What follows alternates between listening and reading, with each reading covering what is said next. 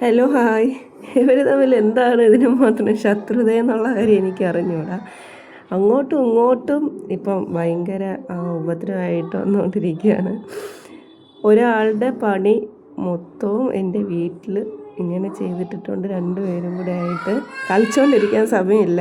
ഇന്ന് ചേട്ടനും കണ്ണപ്പനും കൂടെ ആയിട്ട് മാല ഇടാനായിട്ട് പോവാണ്. അപ്പോൾ രണ്ടുപേരെയും ഞാൻ ഇറക്കി, ഞാനും ഇറങ്ങി. ചേട്ടൻ ജിമ്മിൽ പോയിട്ട് വരുന്ന സമയം കൊണ്ട് ഇറങ്ങാനായിട്ട് പറഞ്ഞു. ഇറങ്ങി.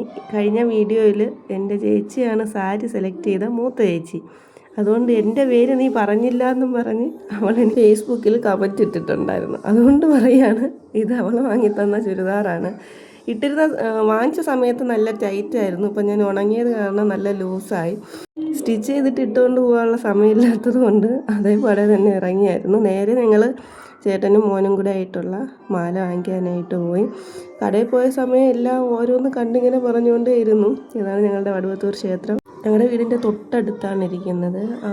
നടന്നു വരത്തക്ക ദൂരേ ഉള്ളൂ. മാല ഇടണ റെസിപ്റ്റ് എടുക്കണമായിരുന്നു. അപ്പോൾ നമ്മുടെ അയ്യപ്പനെ പ്രതിഷ്ഠിച്ചിരിക്കുന്ന സ്ഥലമാണിത്. മഹാവിഷ്ണു ക്ഷേത്രമായതുകൊണ്ട് ആണുങ്ങൾക്ക് ഷർട്ട് ഊരിയിട്ട് വേണം ഉള്ളിൽ കയറാനായിട്ട്. അപ്പോൾ ഞാൻ രണ്ടുപേരുടെയും ഷർട്ട് ഊരി മാറ്റി തൊഴുതു.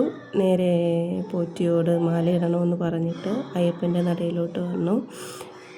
ഞാനും പ്രാർത്ഥിച്ച്.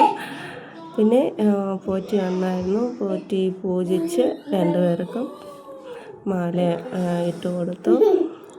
കണ്ണപ്പ രണ്ടാമത്തെ പ്രാവശ്യമാണ് മലയ്ക്ക് പോകുന്നത്. കന്നിമലയ്ക്ക് പോയപ്പോൾ എനിക്ക് മാല ഇടുന്ന സമയത്തും അവൻ മലയ്ക്ക് പോയ സമയത്തും എനിക്ക് ഇവിടെ അമ്പലത്തിൽ വരാൻ പറ്റാത്ത സാഹചര്യമായിരുന്നു. അപ്പോൾ ഈ പ്രാവശ്യമാണ് ഞാൻ എൻ്റെ മോൻ്റെ എല്ലാ കാര്യങ്ങൾക്കും നിൽക്കാനായിട്ട് പറ്റുന്നത്. പിന്നെ രണ്ടുപേരും ഗണപതിക്ക് തേങ്ങയും ഉടച്ചതിന് ശേഷം ഞങ്ങൾ ഭഗവതിയുടെ അടുത്തും ഒക്കെ പോയി പ്രാർത്ഥിച്ചിട്ട് തിരിച്ച് വീട്ടിലോട്ട് പോയി. തിരിച്ച് വന്നിട്ട് രണ്ടുപേർക്കും ഷർട്ടൊന്നും ഇട്ട് കൊടുത്തില്ല. ഇന്നേക്ക് ഇത്രയേ ഉള്ളൂ. ബൈ.